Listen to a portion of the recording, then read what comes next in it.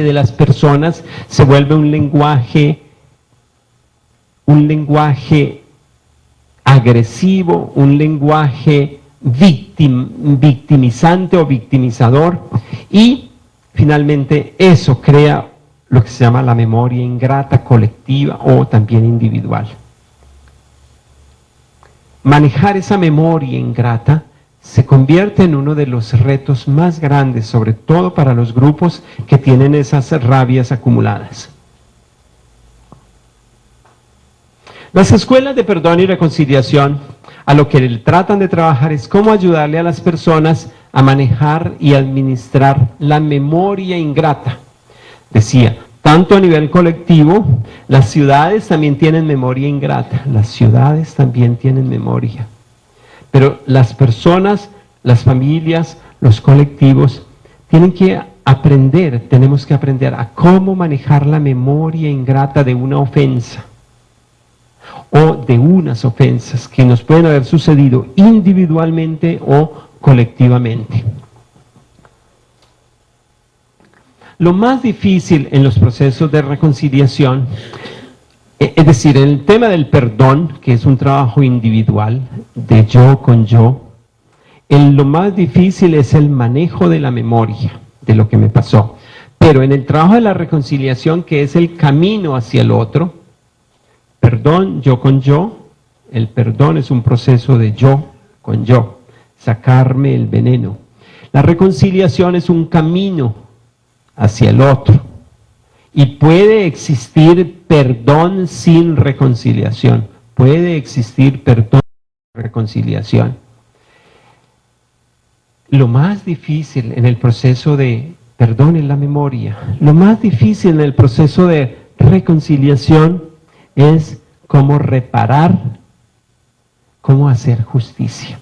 Sobre todo porque el concepto que nosotros tenemos posicionado de justicia es el concepto de la justicia punitiva, de la justicia que castiga.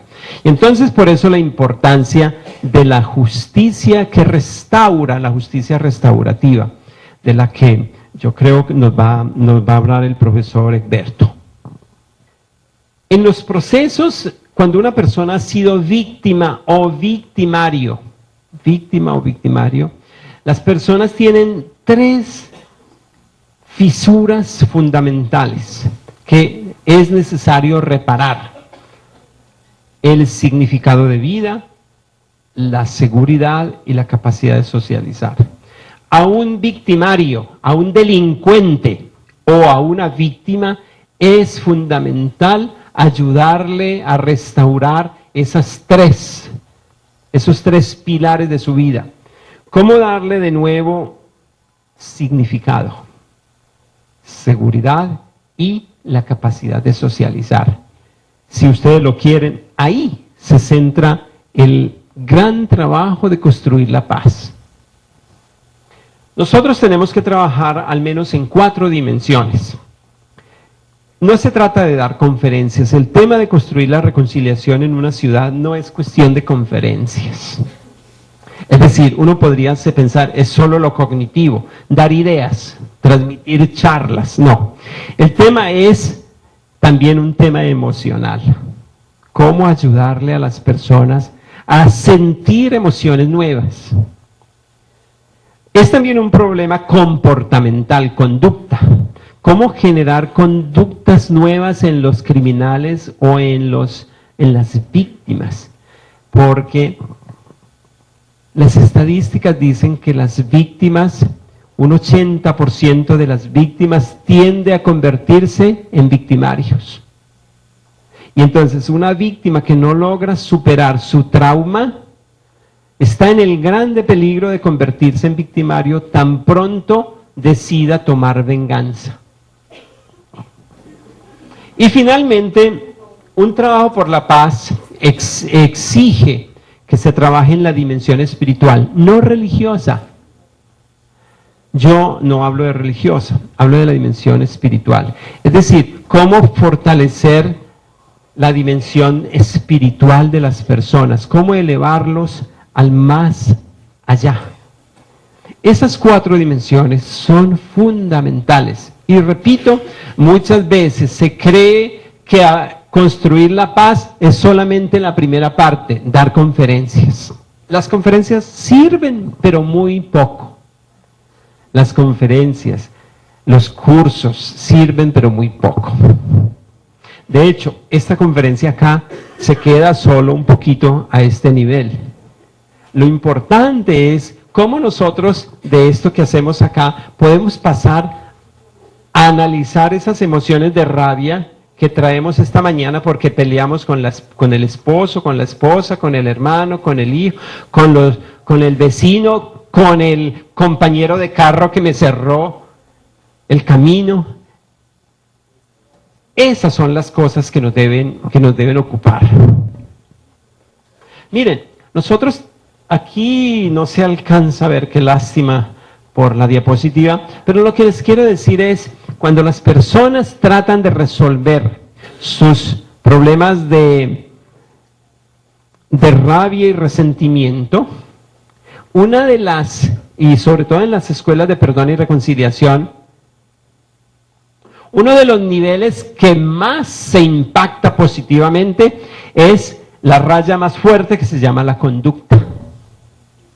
Los niveles de conducta de una persona que aprende a perdonar y a reconciliar se impactan poderosamente. Y la persona que aprende a perdonar y a reconciliarse, o aunque sea solo a perdonar, la persona que aprende a perdonar, los niveles de conducta se impactan poderosamente.